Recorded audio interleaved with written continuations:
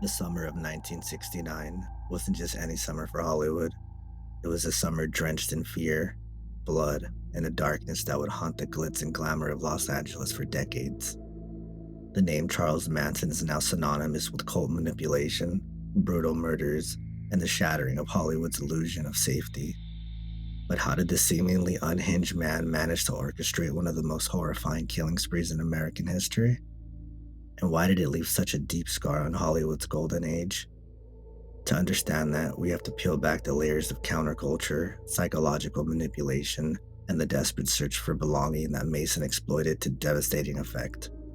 Charles Manson wasn't always the wide-eyed cult leader history remembers.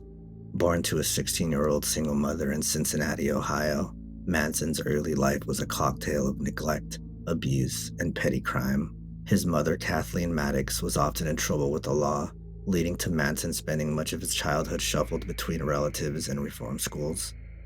By age 13, Manson had committed his first armed robbery, setting the stage for a life intertwined with crime and manipulation. He spent more time in reform schools and prison than he did in classrooms.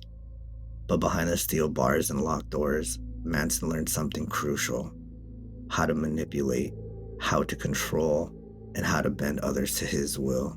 While incarcerated, Manson studied various forms of mind control, including Dale Carnegie's How to Win Friends and Influence People, which he would later twist into a method for controlling his followers.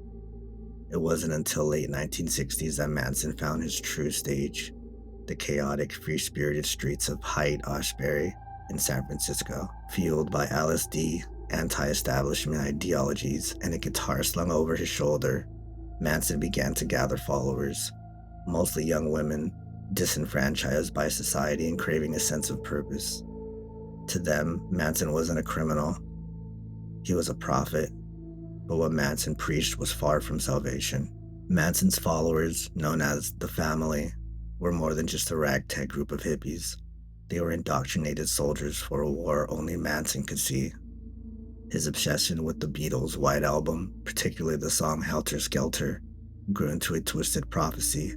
Manson claimed it foretold an impending race war, one he believed he could incite. He preached that the black population would rise up against white Americans, but ultimately failed due to their perceived lack of leadership.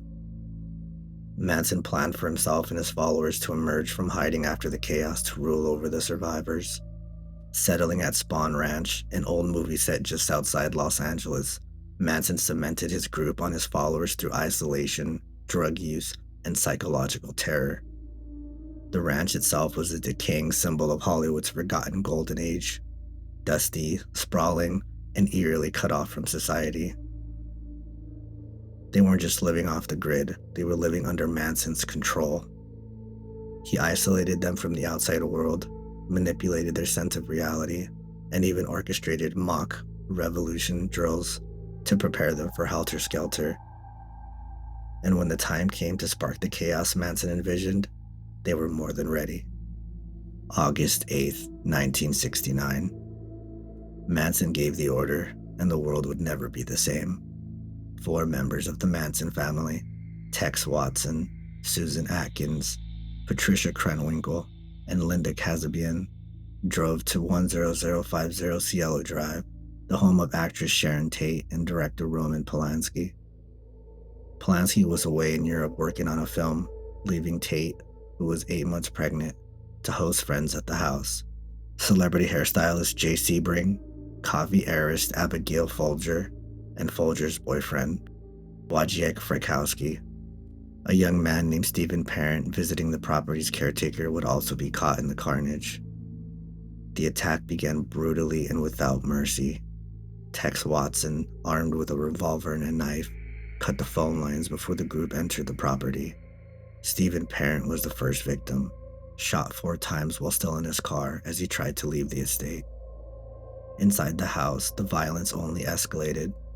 Sharon Tate and Jay Sebring were tied together by their necks with rope slung over a ceiling beam. When Sebring protested the rough treatment of Tate, who was visibly pregnant, Watson shot him. The others were stabbed and beaten mercilessly. Frykowski managed to break free momentarily but was chased down, shot twice, and stabbed over 50 times. Abigail Folger also made a desperate run for it, fleeing out the back door, but she was tackled and stabbed 28 times. Throughout the massacre, Susan Atkins scrawled the word pig on the front door in Tate's blood, a message meant to instill fear and symbolize Manson's belief in the Helter Skelter prophecy. The very next night, Manson ordered another attack, this time on Leno and Rosemary LaBlanca, a wealthy couple living in Los Feliz.